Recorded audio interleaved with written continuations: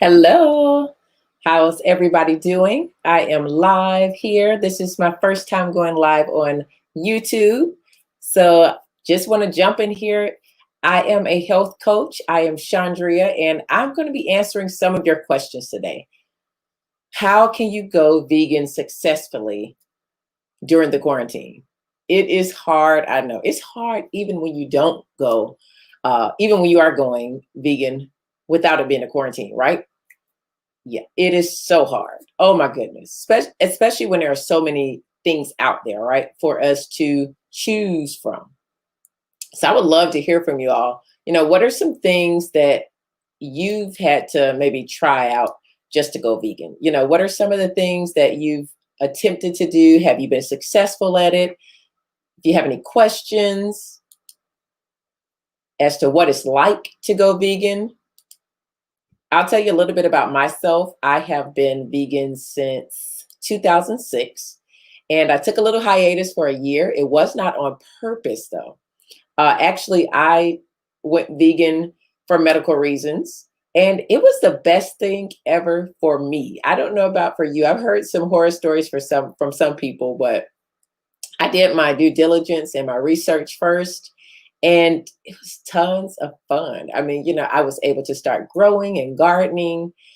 That was great. I mean, what have been some of your challenges though? That's what I want to hear. So you see, I am vegan. I started back being vegan this January, and I'm actually running a challenge. I've got about 160 people, I think it is, in my challenge, 157, something like that. I haven't looked at the numbers today, but they have the same things. That's where I came up with this. What are your struggles for going vegan during the quarantine?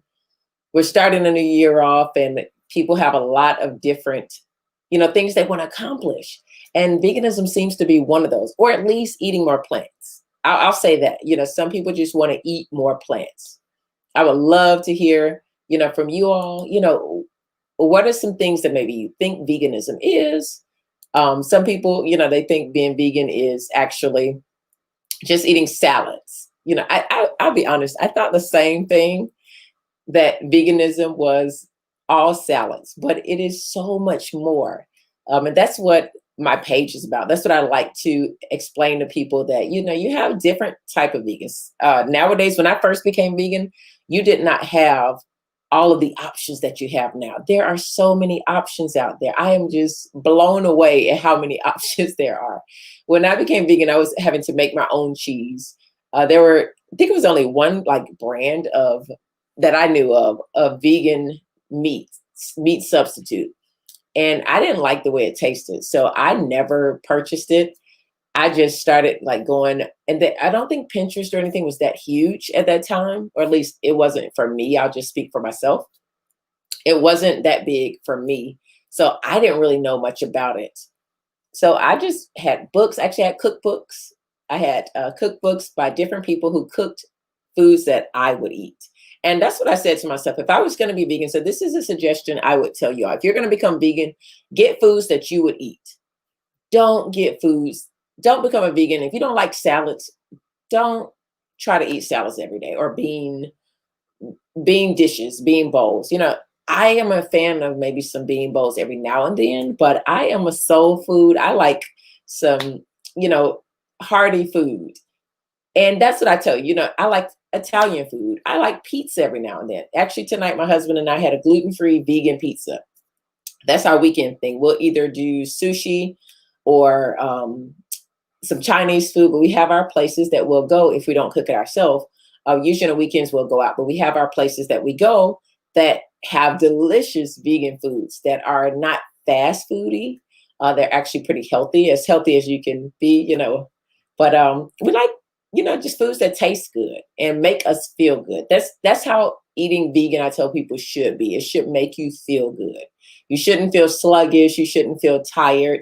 And I think a lot of things now, they're so like quick grab. They're still processed, So the first thing I would tell you is, when you're trying to go vegan during a quarantine, is educate yourself.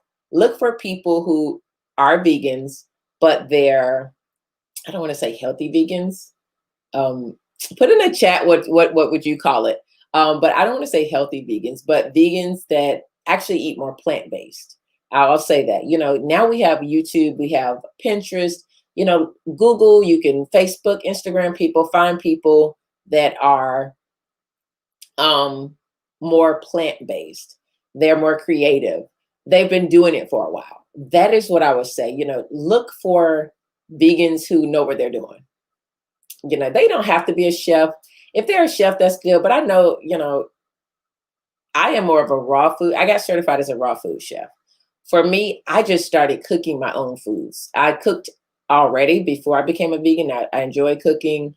I know how to cook, but I'm not like I love being in the kitchen kind of cook, but I do know how to cook. So I just took the things that I already knew, looked at some recipes from people that cooked the way I ate, and I put those together. So the same thing I would use in my fried chicken, the batter I would use for my fried chicken, I would just use that for when I would do mushrooms that I would substitute for fried chicken, or cauliflower that I would substitute for chicken bites.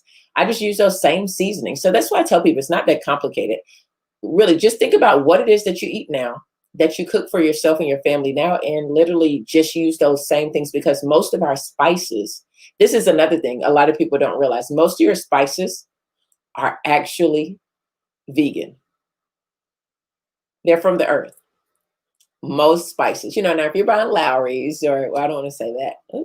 If you're buying, certain brands and you can't pronounce what's on the back, then you may want to, look at that.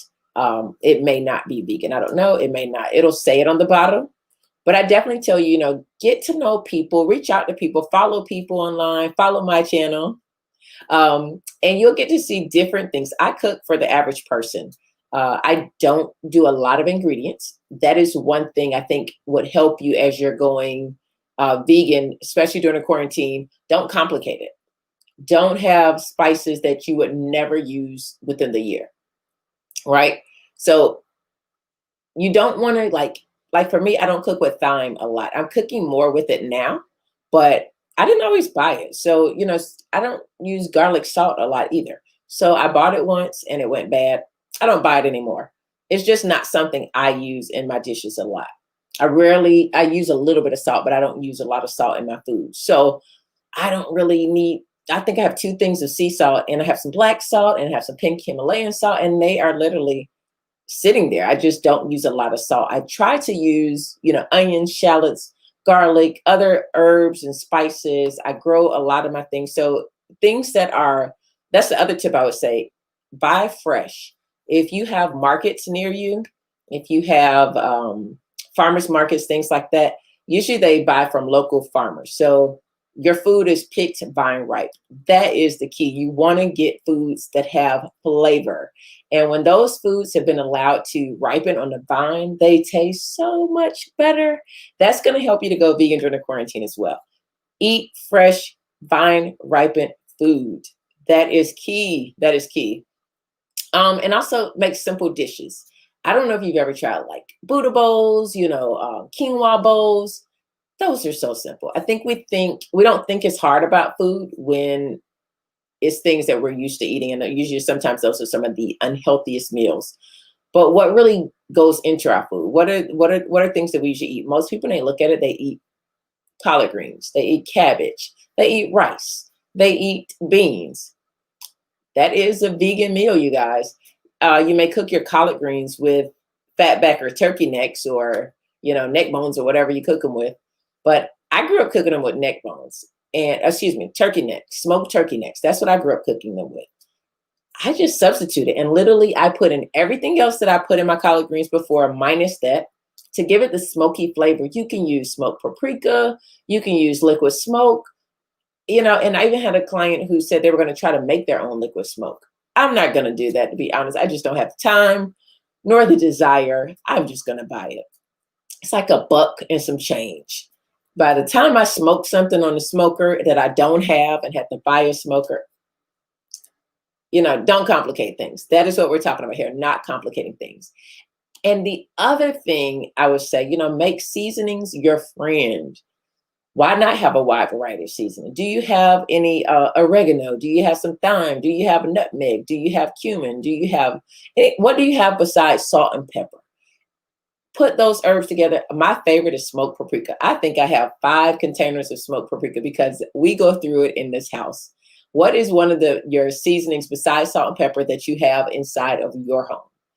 So seasonings, that's the one thing I'm going to end off with is seasonings. You will be able to, just simplify it. You'll be able to enjoy it. You'll be able to have fun and, be creative at the same time. You can get through this new year trying to become vegan, even if you're just testing it out. And if you want to learn more about our January vegan challenge, join us. Put it in the link here. Put it in the comments that you want to have the link to our Facebook page. We have a January 2021 vegan challenge. You can request to join. We will approve you, answer the questions. We want more people in there. It is so much fun. You guys are going to do great. Thanks for joining my live. Have a great day.